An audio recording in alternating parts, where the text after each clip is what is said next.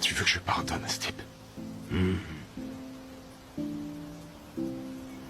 Il a tué ma fille. Fais-le souffrir. Qui n'a jamais été contrarié, qui n'a jamais été blessé par un être cher, qui n'a jamais été trahi par un proche. Bien sûr, tout le monde a déjà été contrarié. Et il arrive que lorsque la blessure est trop profonde, on a du mal à pardonner. On se dit hors de question de pardonner.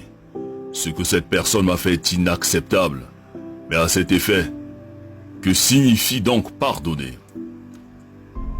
Pardonner, c'est le fait de ne pas tenir compte d'une offense qu'on t'a faite, d'une erreur, d'une faute.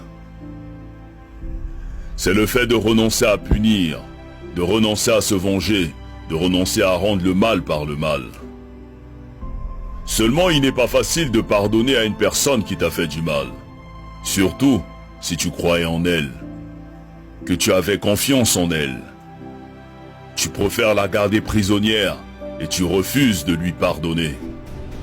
Le souci est que lorsque nous refusons de pardonner, nous nous constituons nous-mêmes comme étant prisonniers. Et on commence à développer la haine, à développer l'amertume, à cultiver la jalousie et à cultiver la rancune. Et pourtant tous nous souhaitons que Dieu nous pardonne. Pour nos erreurs, nos offenses, nos imperfections et nos failles. Mais nous refusons de pardonner les fautes des autres, comme si nous n'avons jamais fait du mal à personne, comme si nous étions irréprochables. Qui donc peut oser dire qu'il n'a jamais fait du mal? Qui est parfait? Qui n'a jamais commis d'erreur? Qui n'a jamais fait le moindre mal?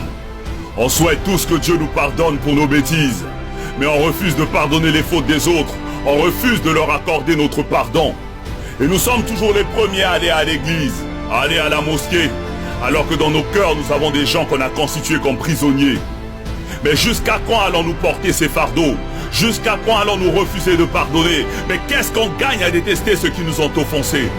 Parce que celui qui pardonne est celui qui a décidé d'avancer. Celui qui pardonne est celui qui a décidé de se libérer. Celui qui pardonne a fait le choix de donner un cadeau à quelqu'un même s'il ne le mérite pas. Parce que la rancune est une lourde pierre que celui qui pardonne n'a pas envie de transporter. Quand tu décides de pardonner, tu le fais d'abord pour toi-même. Tu le fais pour avoir la paix. Tu le fais pour avoir la tranquillité. Tu le fais pour être libre. Parce que celui qui refuse de pardonner est un meurtrier qui s'ignore. Pardonner, ce n'est pas oublier, ni cesser d'aimer, mais c'est se libérer d'un fardeau, c'est se soigner, c'est relever la tête, c'est prendre son chemin avec le sourire pour avoir un meilleur lendemain. Pardonnons à toutes ces personnes qui nous ont blessés. Pardonnons pour que le Tout-Puissant à son tour puisse nous pardonner. Pardonnons pour être au-dessus de ceux qui nous ont contrariés. Pardonnons pour retrouver la paix et progresser.